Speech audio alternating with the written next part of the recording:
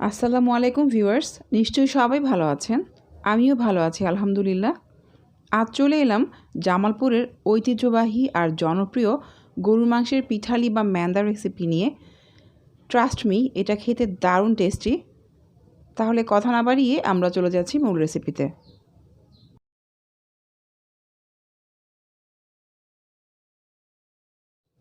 গরুর মাংসের পিঠালি তৈরি করতে আমি নিয়ে নিয়েছি 1 কেজি গরুর মাংস। মাংসগুলো একটু হাড় আর তেল চর্বি সহ হলেই বেটার হয়। তারপর বাকি মূল উপকরণগুলো দেখিয়ে নিচ্ছে। এখানে গরম মশলা গুঁড়ো আছে 1.5 চা চামচ, আদা রসুন বাটা 2 টেবিল চামচের একটু বেশি, হলুদ গুঁড়ো মরিচ গুঁড়ো নিয়েছি 2 টেবিল চামচের একটু কম করে, আর ধনে রাঁধুনি গুঁড়ো নিয়েছি 2 টেবিল চামচের একটু কম, পেঁয়াজ 1 কাপ, আর জিরা ভাজা গুঁড়ো 1.5 চা চামচ।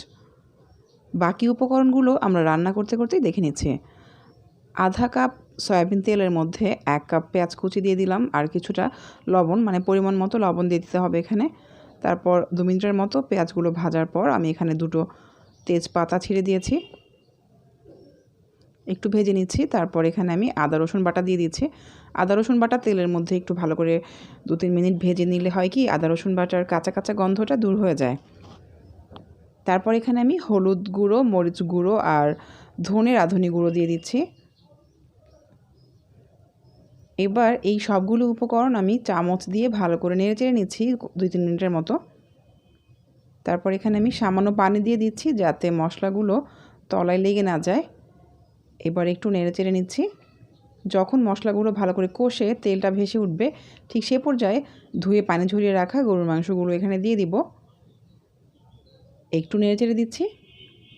তারপর এটা আমরা প্রায় 20 মিনিটের মতো ঢেকে মিডিয়াম লো ফ্লেমে একটু কষে নেব। এখানে কিন্তু আমি আর এক্সট্রা কোনো পানি দেইনি, মাংস থেকেই পানি উঠে আসছে। আর এই পানিতেই এটা সিদ্ধ করে নিব কিছুটা সময়। আর আপনারা নিশ্চয়ই জানেন যে গরুর মাংস কমপক্ষে 45 মিনিট রান্না করতে হয়, নইলে কিন্তু মাংসের গায়ের ব্যাকটেরিয়াগুলো মরে না। সব সময় চেষ্টা করবেন যাতে গরুর মাংস প্রায় কমপক্ষে 45 মিনিট সময় রান্না করা হয়, আর এর চেয়ে বেশি হলে তো আরও বেটার। ঢাকনা তুলে একটু নাড়াচাড়া করে আবারও ঢেকে দিলাম।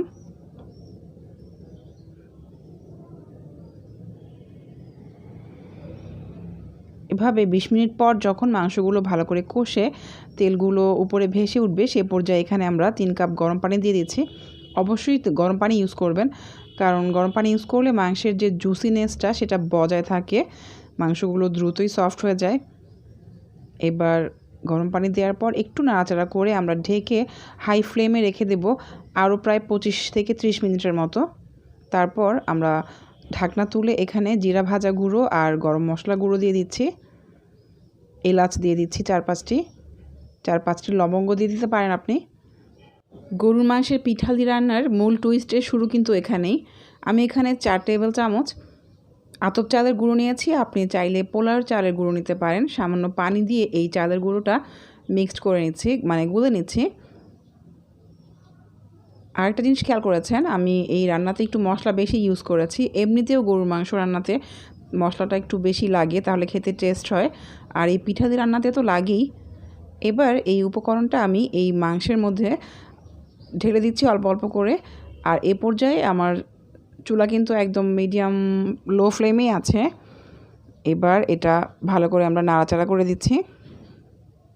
রান্নাটা যখন প্রায় শেষের দিকে চলে আসবে, মানে রান্নাটা 95% হয়ে যাবে, ঠিক সে পর্যায়ে এই চালের গুঁড়োটা এখানে দিয়ে দিতে হবে। একটু নাড়াচাড়া করে জাস্ট 2 মিনিটের মতো আমরা রেখে দিব। এভাবে দুভাগে অল্প অল্প করে চালের গুঁড়োটা আমি দিয়ে দিচ্ছি। চালের গুঁড়ো দেওয়ার সাথে সাথেই এই ঝোলটা একদম থকথকে হয়ে যাবে, মানে ঘন হয়ে যাবে। আর এই তরকারিটা কিন্তু ঠান্ডা হওয়ার পর ঝোলটা আরও টেনে আসবে, তাই আপনি ঠিক কতটুকু থিকনেস চান সেটা বুঝে কিন্তু এটা চুলা থেকে নামাতে হবে। এখন এটা বাগার বা ফোড়ন দেওয়ার পালা। আমি এখানে 2 টেবিল চামচ সয়াবিন তেলের মধ্যে 1/4 কাপ পেঁয়াজ কুচি দিয়েছি, আর এ ফাঁকে আমি 8-10টি কাঁচামরিচ মাঝখানে টুকরো করে আমি এখানে দিয়ে দিলাম। আর ওদিকে আমার বেরেস্তাটাও হয়ে যাচ্ছে। ফোড়নে আমি জাস্ট পেঁয়াজ কুচি আর 1 চা চামচ আস্ত জিরা দিয়ে দিয়েছি। এবার এটা ব্রাউন করে আমি এই মাংসের তরকারির মধ্যে ঢেলে দিব।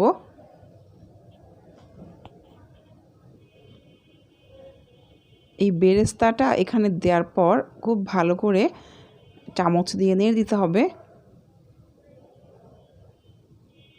চুলা কিন্তু এ পর্যায়ে একদম ডিম আঁচে আছে।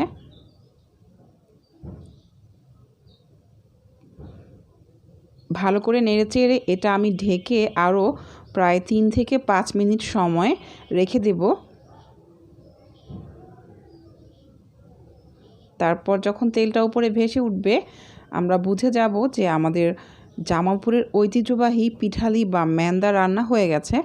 আর এটা সাদা ভাতের সাথে খেতে বা পোলাও, বিরিয়ানি, খিচুড়ি সব কিছুর সাথে খেতেই দারুণ লাগে। পরোটা, রুটি, লুচির সাথে খেতেও ভালো লাগে। ঝোলের থিকনেসটা যখন এ পর্যায়ে এসে যাবে তখনই আমরা এটা চুলা থেকে নামিয়ে ফেলব। এতক্ষণ কষ্ট করে আমার রেসিপি দেখার জন্য আপনাদের সবাইকে অনেক অনেক ভালোবাসা। সবাই আমার জন্য দোয়া করবেন।